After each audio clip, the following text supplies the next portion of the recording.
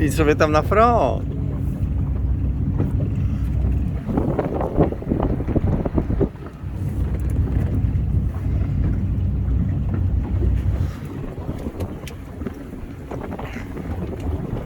Śmierdzi tutaj jak nie. Co? Nie wiem co to za smak. Właśnie, fajne, bo ciepła pogoda, bo ciepło jest. Czekaj, czyli mamy za 15 pierwsza, to za 15 druga mamy być